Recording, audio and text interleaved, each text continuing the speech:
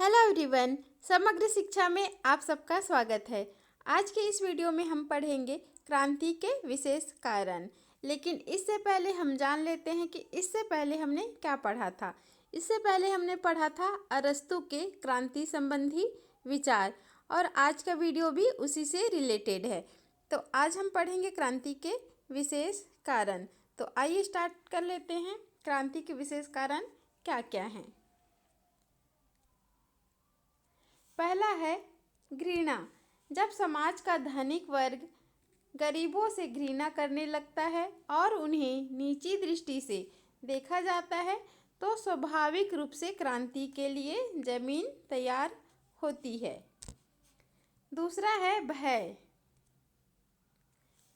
भय व्यक्तियों को दो प्रकार से क्रांति के लिए प्रेरित करता है। पहले, वे जो अपराध से बचना चाहते हैं, और दूसरे, वे जो अन्याय का जवाब देना चाहते हैं। तीसरा है प्रमाद और आलस्य। जब प्रमाद और आलस्य के कारण जनता अयोग्य व्यक्तियों को शासनारूढ़ कर देती है, वे सत्ता के प्रति निष्ठावान नहीं रहते हैं और शक्ति संचय तथा स्वार्थ पूर्ति में लगे रहते हैं, तो क्रांति का उदय होता है। चौथा है अनुचित सम्मान। जब व्यक्तियों को अनुचित सम्मान प्राप्त होता है तब भी क्रांति जन्म लेती है। पांचवा है उच्च वर्गीय षड्यंत्र। जब उच्च वर्ग अन्य जनों को नीचा और हीन समझता है और स्वयं सत्ता प्राप्ति के षड्यंत्र में लग जाता है तो इस प्रकार संघर्ष बढ़ जाता है और क्रांति पनपती है। छठवा है विजातीय तत्व। जब राज्य में विकास करने वाले विजातीय तत्व समुदाय के साथ अपना भावात्मक संबंध स्थापित नहीं कर पाते हैं तो वे बाहरी तत्वों से साठगांठ करके क्रांति पैदा करते हैं। सातवां है छोटी छोटी घटनाएं। कभी कभी छोटी छोटी घटनाएं भी क्रांति को जन्म देती है। एक बार सादुराकूज में कुलीनों के प्रदाय के कारण क्रांति हो गई थी। और यह आखिरी है, आठवां, संतुलित व्यवस्था। व्यवस्था का अधिक संतुलन भी क्रांति को पनपाता है।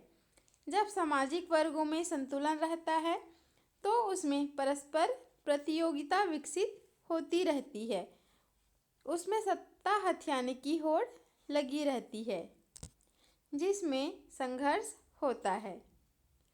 तो ये तो था कुछ विशेष कारण। अब विभिन्न प्रकार के राज्यों में क्रांति के कारण देखेंगे। अरस्तु ने सामान्य क्रांति के कारणों का उल्लेख करने के बाद विभिन्न राज्यों में क्रांति के कारण बताए हैं, जो कि निम्न प्रकार से हैं। पहला है प्रजातंत्र में क्रांति।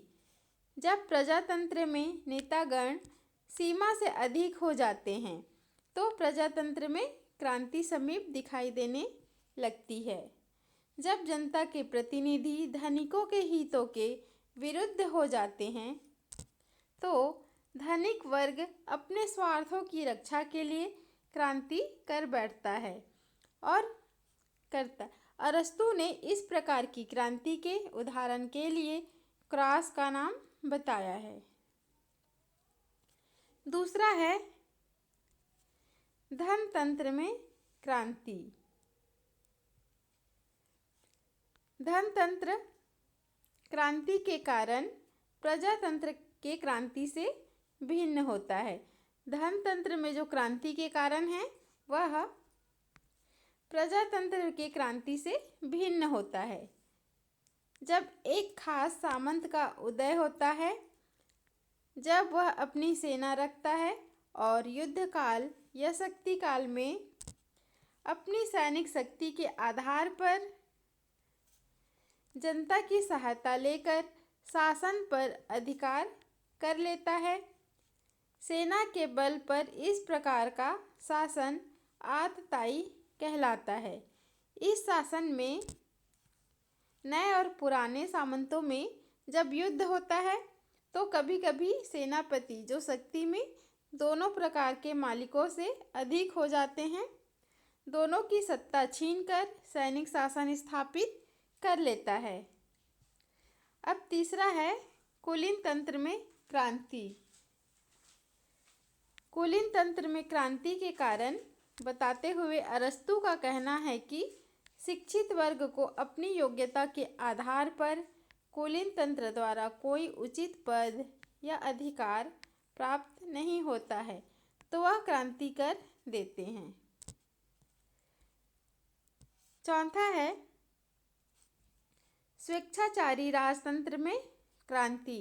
राज्य का सर्वे सर्वा एक राजा हो या राज्य का पूर्ण सत्ताधारी एक अधिनायक हो, दोनों स्वभाव से तानाशाह होते हैं।